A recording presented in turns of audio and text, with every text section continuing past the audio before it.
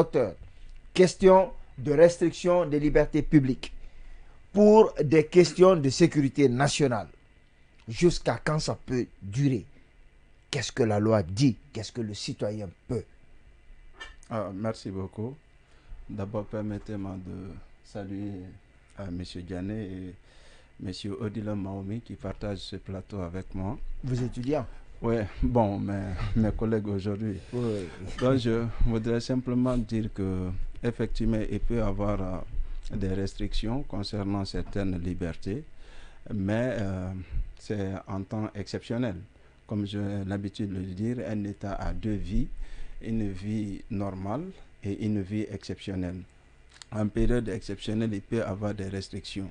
Mais si vous vous rappelez, on a eu une émission ici où je me disais que quand on interdit la liberté de manifester, en principe, les restrictions sont temporaires, provisoires. Mais quand ça s'enlise dans le temps, quand ça se prolonge, ça prend des années, ça peut inquiéter et ça peut nous pousser à nous poser assez d'interrogations. Premier aspect. Deuxième aspect, quand vous prenez des mesures de ce genre, des mesures exceptionnelles qui peuvent porter préjudice à vos concitoyens, je suis d'accord avec M. Maomi, il faut qu'il y ait une communication pour expliquer la recta ratio de la chose, c'est-à-dire la raison droite de la chose. Il faut expliquer pourquoi ces mesures-là sont nécessaires dans le contexte que nous traversons, pour que les citoyens soient informés des mesures qui sont prises et de leurs fondements. Mais quand vous dites simplement pour des raisons de sécurité nationale, on entend bien, mais c'est vague. D'abord, c'est quoi la menace? Parce que les menaces qui peuvent porter atteinte à la sécurité nationale, bien sûr, elles sont diverses et variées, mais c'est quelle menace? Est-ce que c'est un risque de guerre? Est-ce que c'est un risque de catastrophe naturelle? Est-ce que c'est voilà, il y a quelle menace qui pèse sur la sécurité nationale? C'est vrai qu'il y a des choses qui peuvent être mises sur la place publique. Il y a des choses en fonction des renseignements qui proviennent des agents de renseignement, on peut, mais il faut communiquer. Et malheureusement, le contexte que nous traversons, si, en tout cas, je prends l'exemple sur moi-même, nous subissons, mais on n'est pas informé. Voilà, tout ce qu'on sait, c'est qu'on subit. Je vais me connecter, je n'arrive pas. Je vais manifester, je ne peux pas. Je subis. Mais quelle est la raison? Est-ce que c'est parce que nous sommes simplement en transition que toutes ces libertés sont affectées aujourd'hui? Ou bien on peut conduire la transition tout en respectant un certain nombre de libertés? Je prends un exemple aussi simple. Pour ceux qui disent que la connexion, l'Internet ne sont pas des droits fondamentaux, d'accord. Mais ça peut impacter ce bon nombre de libertés et de droits fondamentaux. Je prends un exemple. Attendez, je finis simplement. Okay, je prends un exemple. Moi, aujourd'hui, j'avais une communication à envoyer dans un délai imparti, à envoyer dans un pays étranger parce que je voulais participer à un colloque. J'ai tout fait pour me connecter afin d'envoyer ça parce qu'on doit s'écrire. J'ai tout fait, mais je n'arrivais pas. Et le délai est arrivé à terme, je n'ai pas pu envoyer ma communication. Donc, imaginez que des étudiants guinéens veuillent s'inscrire à l'étranger. Vous savez, la plupart des inscriptions se font aujourd'hui en ligne. Donc, vous voulez vous inscrire, vous voulez vous former, vous allez faire des études à l'étranger, le droit à l'éducation, à l'instruction, c'est affecté parce que vous n'avez pas l'Internet. Donc, c'est simplement pour vous dire, le débat autour de l'idée selon laquelle c'est un droit, ce n'est pas un droit, ce n'est même pas pertinent. Parce que quand c'est bloqué aujourd'hui, ça impacte bon nombre de libertés fondamentales de nos concitoyens. Donc ça, c'est juste une mise en parenthèse. Avant que vous ne continuiez sur autre chose, au niveau de cette parenthèse, vous avez dit quelque chose qui m'a intéressé. Le débat n'est pas pertinent de savoir est-ce que c'est un droit ou pas. Mais c'est quand même important que les citoyens sachent. Est-ce que c'est un droit? L'Internet, est-ce que c'est un droit aujourd'hui aux yeux de la loi? Est-ce que c'est un droit?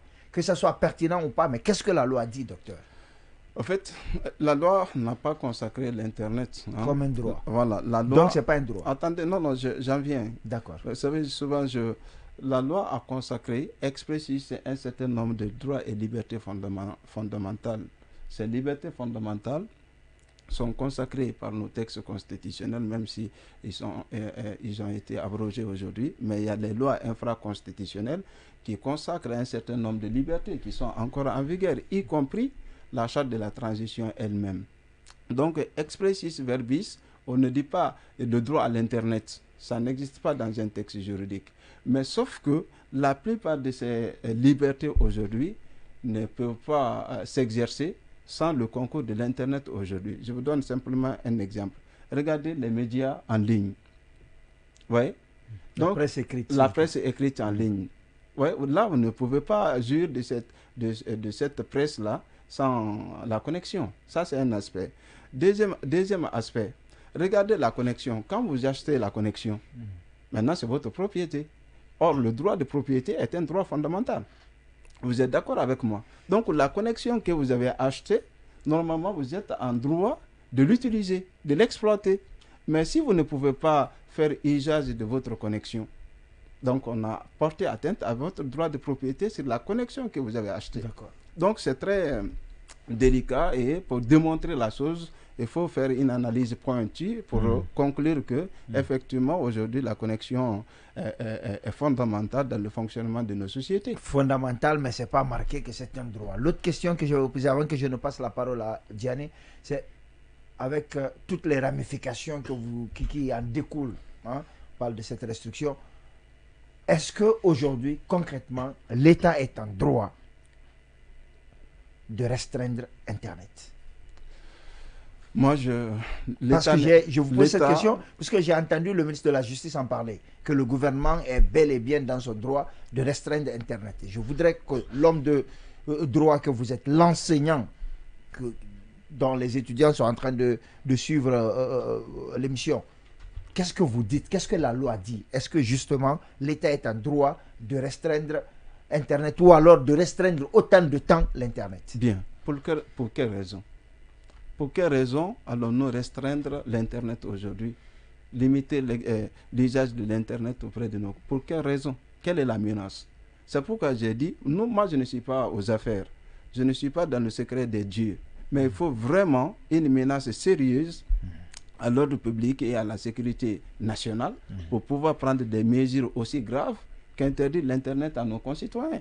Où est la menace? Est-ce qu'on ne peut pas conduire la transition tout en continuant à donner l'Internet, la connexion à nos concitoyens? Où est la menace? C'est la bonne question que moi je me pose. Alors c'est du Diane, avant que je ne passe à Odilon, vous vouliez réagir sur cette question. Quel est votre point de vue par rapport à la chose, à cette restriction prolongée? Est-ce un droit, est-ce pas un droit? Il y a eu beaucoup de débats, les juristes même ne sont pas d'accord. Quel est votre point de vue sur la chose?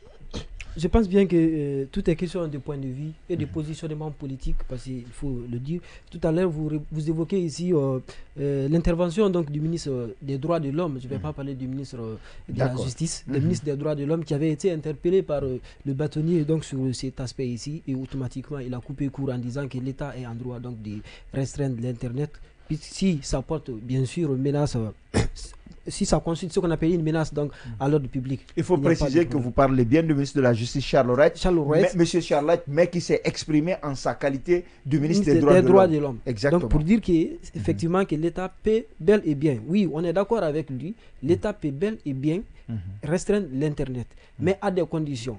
Il faut des situations exceptionnelles, c'est-à-dire pour invoquer ou disons pour appliquer des mesures exceptionnelles ici. Rien n'échappe à un État. On est dans un État surtout ici. Donc lorsqu'il y a des situations ici, on pourrait comprendre que oui, l'État est fondé donc le dire. Maintenant sur l'autre question, pour dire que est-ce qu'aujourd'hui l'Internet est un droit, juridiquement parlant ici, quand vous prenez ce qu'on appelle ici la loi, en 2015, il y a une loi qui a été donc adoptée au ministère, donc pilotée par le projet a été présenté par le ministère des Télécommunications ici, donc qui qui réglemente ce qu'on appelle la télécommunication, l'utilisation donc de l'Internet en République de Guinée, qui est différent de la loi portant cybercriminalité et autres là ici. C'est deux choses différentes ici. Donc quand vous prenez cette disposition ici, je crois bien que, sauf si je ne m'abuse, il y a les dispositions à partir de l'article 16 et suivant jusqu'à l'article 36 de cette loi ici. Donc il y a une politique de promotion d'accès, n'est-ce pas, universel à l'Internet en République de Guinée ici. Également aussi, quand vous prenez ce qu'on appelle les différentes résolutions donc, des Nations Unies ici, en ce qui concerne ici, les objectifs du développement durable ici. Donc, l'accès aujourd'hui, l'État, tous les États, pratiquement les États du monde ont ratifié ce qu'on appelle cette... bon, n'ont pas ratifié, ont adhéré à cette résolution donc, des Nations Unies ici, donc qui promet les objectifs du développement durable ici. Donc pour dire que dans chaque État aujourd'hui, l'accès à Internet est un outil intéressant, est un outil aujourd'hui qui permet aux citoyens, donc aux États d'ailleurs, d'accéder ici, d'atteindre les objectifs donc, du développement durable ici. Aussi, quand vous prenez au niveau de la jurisprudence ici, vous savez qu'on est en train de parler donc, des questions donc, des droits de l'homme ici. La protection, elle peut être d'ordre interne, tout comme d'ordre externe ici. Il y a tout récemment, d'ailleurs, ça a été appliqué sur la République de Guinée, mais également aussi le cas du Togo, où le juge de la CEDEAO, donc la cour de justice de la CEDEAO, a été saisie notamment sur les restrictions donc, de l'Internet en certaines périodes ici. Vous avez l'association des blogueurs en Guinée, qu'on appelle l'Ablogui, qui a saisi la cour de justice donc, de la CEDEAO sur cette question ici. Ça, c'était en période donc, électorale de 2020 ici. Vous savez qu'il y avait eu assez de problèmes également aussi avec l'Internet ici. Et la Guinée donc, a été condamnée donc, par la Cour de justice donc, de la CEDEAO pour avoir pris des mesures donc, de restriction sur Internet et qui a bafoué certains droits reconnus, notamment donc, aux citoyens, le droit à l'expression, également aussi de participer au débat public ici. Donc, en se fondant donc sur ces textes ici, jurisprudentiels, on est censé de dire qu'effectivement, il y a une reconnaissance aujourd'hui donc du droit d'accès à l'Internet dans les États modernes ici, comme a eu à le rappeler le bâtonnier donc, de l'ordre des avocats de Guinée pour dire qu'aujourd'hui, l'Internet est un droit dans toutes les sociétés aujourd'hui qui sont civilisées. Donc, sur la question, est-ce que c'est consacré, même si ce n'est pas consacré expressis verbis ici, mais il y a une reconnaissance quand même jurisprudentielle sur la question pour dire que oui, effectivement, Internet constitue ce qu'on appelle un droit fondamental ici, et on ne peut pas aussi porter au coup à son utilisation comme si c'était, on était dans un royaume pour dire que le roi se lève un beau matin pour dire que désormais vous avez droit, vous n'avez plus droit. Nous sommes quand même dans une république ici. Pour prendre donc des mesures exceptionnelles, il faut trouver donc ce qu'on appelle ici des raisons qui pourraient convaincre l'opinion ici, également aussi pour asseoir la décision. Alors, Odilon, qu'est-ce que vous en pensez? Est-ce que vous partagez cet avis? Parce que j'ai comme l'impression que les avis sont nuancés, même si ça concourt à la même chose, mais les avis sont nuancés. Oui, mais Odilon, pour vous, est-ce qu'Internet est un droit? Est-ce que l'État a le droit aujourd'hui de restreindre Internet? Mais Yacine, aujourd'hui, moi, pour répondre à ta question, il y a quelques semaines, il y a Dioma qui est retiré du bouquet canal. On se sert de quoi? En dépit des antennes râteaux, mais ce sont les pages numériques de ce média-là, à travers lesquelles eh bien, les différentes émissions sont suivies. Cette émission, par exemple, elle ne passe pas sur canal directement, mais il faut aller sur Facebook, la page de Dioma TV, vous pourrez suivre cette émission en direct. Et ça, c'est grâce à quoi? C'est bien grâce à l'Internet. Et ce que nous sommes en train de faire ici, c'est l'expression du droit d'expression, de la liberté d'expression. Donc, il n'y a pas de raison qu'on nous dise qu'aujourd'hui, l'Internet n'a pas de droit. Je le disais, l'Internet doit être considéré aujourd'hui comme un droit. Pourquoi? Parce qu'il y a, à travers cet outil, on procède à la jouissance pleine, à la pleine jouissance de certains droits. Mais après, ça c'est le principe. Hein. Mais l'autre question c'est quoi? Il faut aussi se dire qu'il peut arriver qu'on restreigne les droits, même pas celui de l'expression, mais il peut arriver qu'on restreigne les droits si toutefois, Gianni et Docteur l'ont rappelé dans leur communication précédente, si toutefois il arrive par exemple que l'ordre public est menacé, on peut restreindre des droits.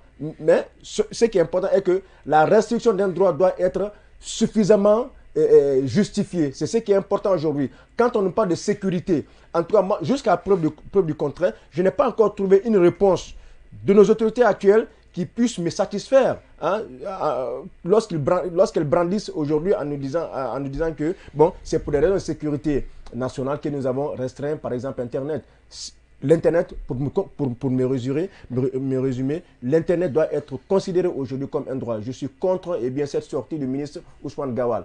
Voilà. Alors, la question, ce n'était pas est-ce que vous êtes pour ou contre cette sortie. La question, c'est qu'est-ce que le droit dit, et vous l'avez éloquemment répondu. Alors, M. Diané, je vais aller avec vous. Qu'est-ce que le citoyen peut faire aujourd'hui? Parce que vous semblez développer la thèse selon laquelle les droits des citoyens sont bafoués. Qu'est-ce que le citoyen peut faire? D'accord. En procédure judiciaire, qu'elle soit ici administrative ou civile, pénale ici, il faut la réunion donc de certains éléments ici donc pour pouvoir intenter une action. Notamment, on parle ici de la capacité, de l'intérêt, également aussi de la qualité. Aujourd'hui, quand vous prenez la République de Guinée ici, en tout cas, vous ne direz pas aujourd'hui que vous n'avez pas intérêt à attaquer si jamais c'était d'ailleurs une décision.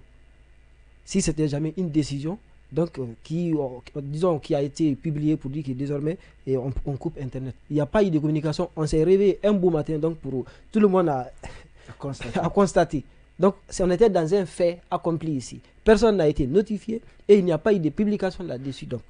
Donc il faut, comme je le disais, la réunion de ces éléments-là. On a tous ce qu'on appelle intérêt aujourd'hui. Si on peut bien sûr attaquer donc cette décision ici. Je vais prendre le cas toujours du Togo et le cas de la République de Guinée ici. Au Togo, en 2017 ici, quand la question s'était posée, c'était quand même les patrons de presse donc, qui avaient intenté donc, l'action devant la Cour donc, de justice de la CEDEAO ici. Donc c'est pour dire aujourd'hui que les actions, que ce soit les citoyens, les organisations donc, de défense des droits de l'homme, les ONG, je vais parler ici donc, et toute autre personne aujourd'hui résident en Guinée, qu'il soit citoyen ou non citoyen, peut bel et bien aujourd'hui ce qu'on appelle intenter donc des recours juridictionnels contre l'État guinéen donc pour avoir donc abusé donc de leurs droits, donc pour avoir disons porté au coup à l'exercice d'un droit qui est ici un droit fondamental et qui est reconnu ici par les textes non seulement de la CEDEAO ici, mais également aussi par les textes nationaux ici.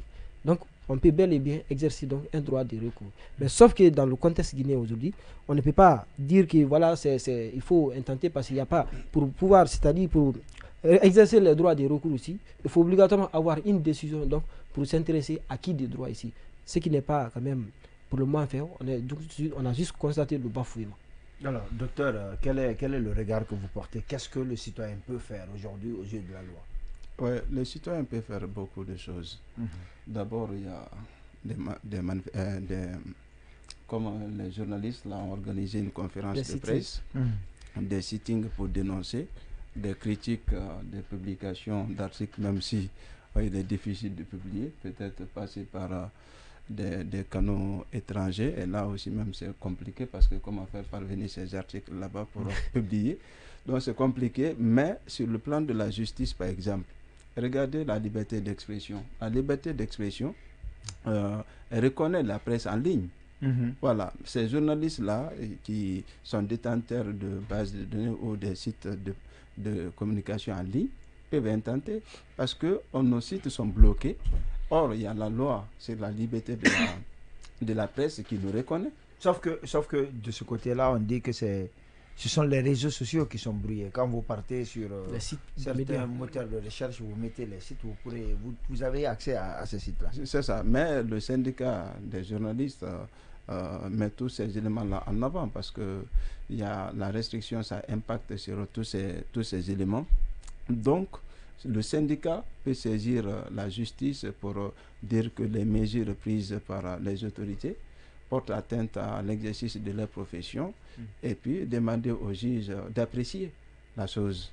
Donc le juge, s'il est convaincu que les mesures prises ne sont pas motivées, ne sont pas justifiées et que la menace à la sécurité nationale qui est brandie par les autorités actuelles, cette menace-là n'est pas suffisante, on peut rétablir ces citoyens dans leurs droits et leur demander aux autorités à ce que les choses soient levées et que les citoyens continuent à jouir de leurs droits et libertés en ce qui concerne les réseaux sociaux et les médias.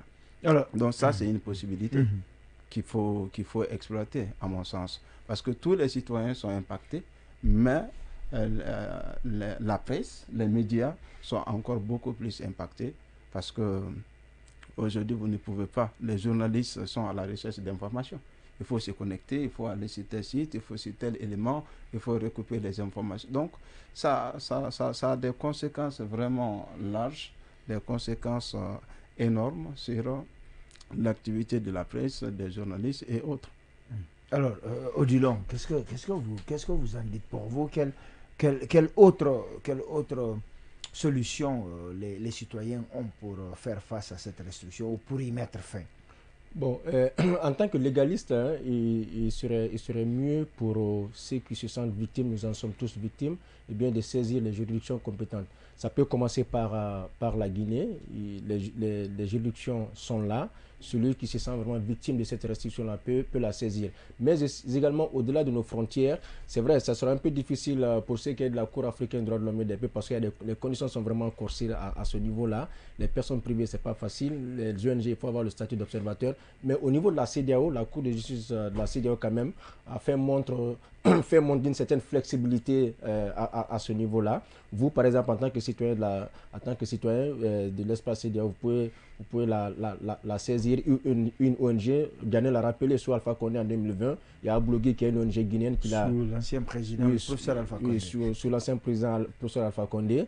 Eh bien, Ablogué avait saisi la Cour de justice de la CEDEAO pour revendiquer ici ces restrictions que nous avions connues à l'époque. Et il y a quelques mois, la Cour de justice a fait sortir son arrêt, et dans lequel arrêt Ablogué a eu raison. Voilà. Mais après, les États, il y a toujours des États voyous parce que les États il n'y a pas de prison pour mettre les États. La sanction la plus plausible, c'est de les sanctionner au paiement des amendes. Mais il y a des États qui ne sont pas vertueux, qui ne s'acquittent pas vraiment de ces obligations vis-à-vis de ces juridictions.